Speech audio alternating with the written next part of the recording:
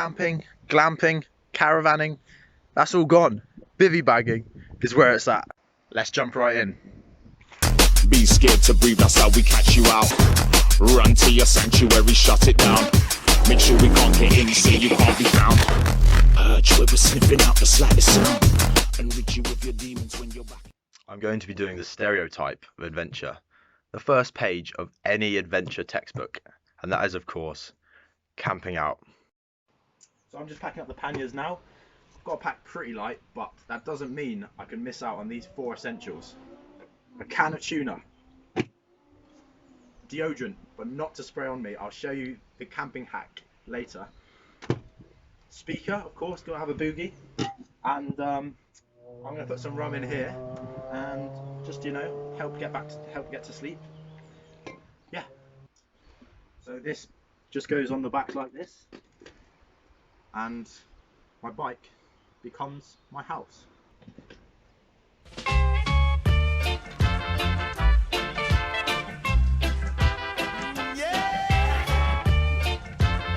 We're off. I do have one thing that's a bit of an issue, and that is my front brake is completely broken. So I'm going to be doing this one with no front brake, just a back brake. But I guess that's the most important brake, so let's see. Hopefully it'll turn out alright. So I've just come up to Great Elm, where I meet my mate who I'm doing this with. My legs are already a bit tired because I'm not used to having a house on my back. So hopefully my legs will just kick into gear a bit.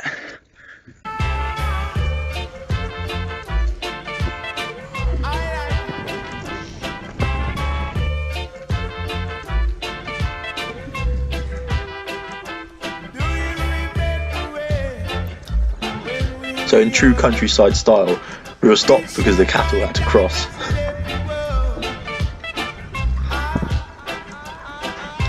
Check out the balloons on her.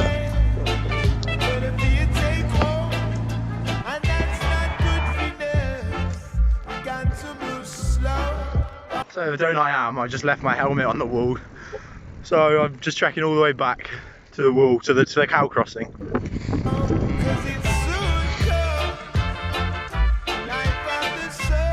There it is. So we're trying to not look at the map just for a bit of fun, but I think it has got us a bit lost. But it's okay, it's a beautiful day. We've taken a bit of a detour, but it's alright.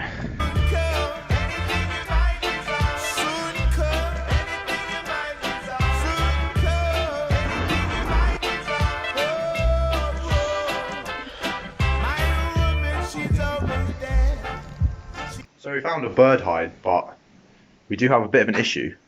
They've boarded up the bird hole so you can't even see anything. To some people this may just look like a forest. To us this looks like a bed. So we literally have to just go through the nettles to get out to the lake. But it's not too bad, other than my legs are just completely scratched up. So this part is very important. One wrong move and it could mean you're sleeping too far away from the fire. There's a tree here which offers some shelter. There's a nice patch here. So I think if we put the fire there, we can lean on the tree. It's just about having some camping awareness, thinking things through so that you won't regret it when it's all lit. I was just setting up our bivvy bags. We got the fire ready. Here is how to light a fire, Chazza style.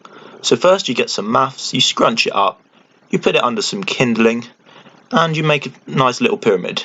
You get a lighter, you get some deodorant, you light it up, and a bit of this, a bit of that, season the fire, and voila. So when I was cycling, loads of my water dripped into my clothes, but it's not a problem, you see, because look, cheeky little washing line, gonna be dry in no time.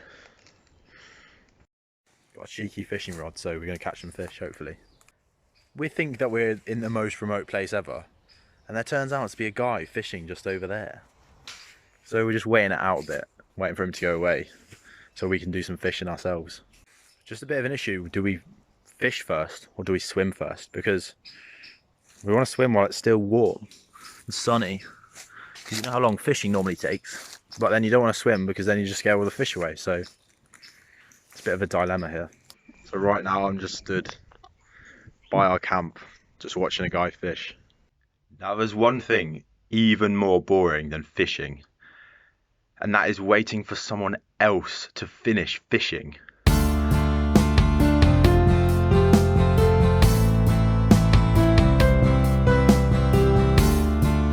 If anyone can explain to me the joy of fishing, especially if you catch a fish and throw it back, please put in the comments the thrill.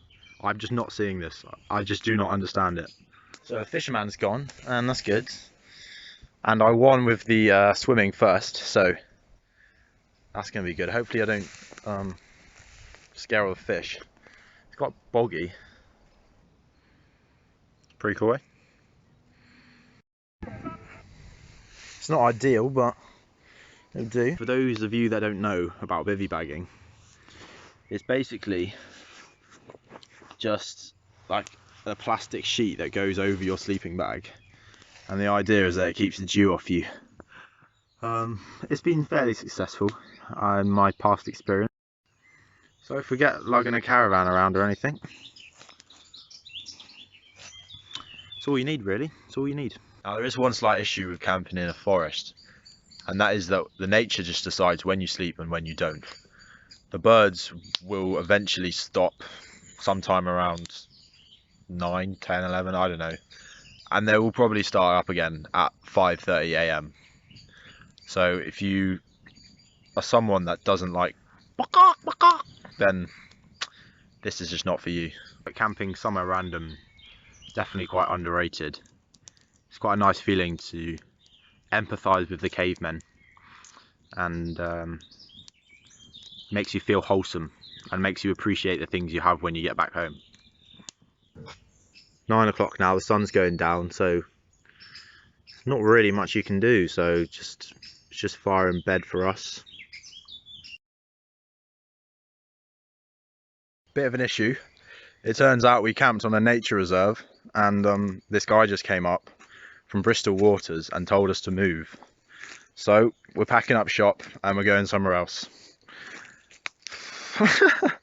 So the guy said that someone had spotted us from the other side of the dam with a telescope, and he said that we looked, and I quote, like we don't know what we're doing. And then he told us to move. And I've checked my Bear Grylls book, and this isn't in there. So if Bear Grylls was spotted, he'd be saved, but we were spotted and just kicked off, so it wasn't good. But alas, we carried on.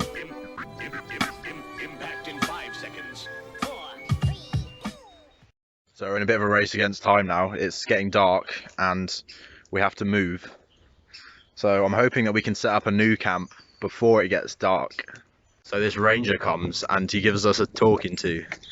But he was so chill about it once his boss had gone, which was good. But he has told us to move on. So now we're back on the road and we're trying to find somewhere to camp quick because the sun has basically gone down. So hopefully we can find somewhere that isn't some random nature reserve that happens to be like the precious trout or something.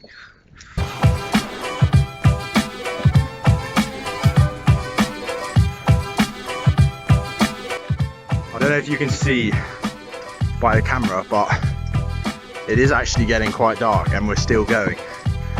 So we really need to find somewhere that's away from the road and away from houses.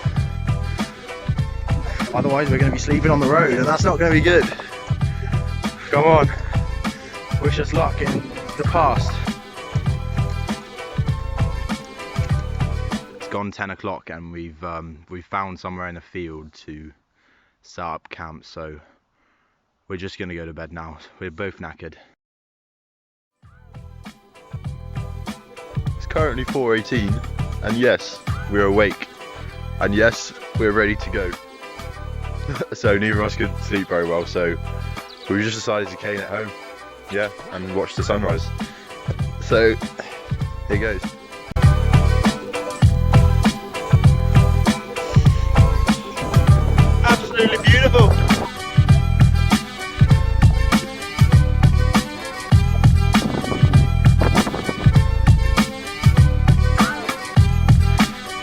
morning. We've just absolutely caned it. Because it's cold, we can barely feel our fingers. So we're just like, you know what, let's just cycle as fast as we can. So that's pretty much what we did. I've split off from my mate now. We're quite close to home. And I've just got this nice little cycle path to go. What I like about this sort of stuff is that it's really not always good. It's a massive mental challenge. The video may make out as if it's been quite easy and quite fun and quite good going, but there's definitely been the hard bits too. Sleeping is very hard and the cycling's hard, the energy. But if you can power through with your mind, you just, like anything, you build resilience. And most of this journey hasn't really been about how far we cycled, just about doing it really. And there has been shit parts, but I do recommend putting yourself outside the box a bit, doing something, getting up early one day, something, because it always does pay off at the end of the day. Yeah, I'm shattered now, ready for bed. So I've got home at last, and of course I forgot to bring a key to my house and I can't get in. Fuming, I am fuming. There's nothing that could have gone wrong more than that. I'm gonna have to wait outside my house now, but I don't know how long. So I've slept, I've had some food, I've had an unreal shower, and I'm ready just to give my final thoughts. Stuff like this really puts you out your comfort zone. And I think that's a really important thing to be able to handle in life, things that are thrown at you, hardships. And I think making yourself uncomfortable for a bit really builds resilience and makes you more calm, and you can handle life's hardships a lot better. Now, I'm not saying you should go do what I did and cycle off somewhere and camp somewhere stupid, but I do think if you push the barriers of what you're comfortable with, then if a proper life problem does come at you, then you're going to be more rehearsed. Your mind is going to be practiced at solving big problems just on the spot, and I think there's a really good skill to have. So think about what you can do to push the barriers of push your comfort zone out a bit wider. And it's one of the reasons why I'm making this channel, to test myself and stretch myself as a person. Thanks for watching. It's been a lot of fun to make. I hope you enjoyed watching, and this is the end of the video, so I'll catch you on the next one. Be scared to breathe, that's how we catch you out. Run to your sanctuary, shut it down. Make sure we can't get in, so you can't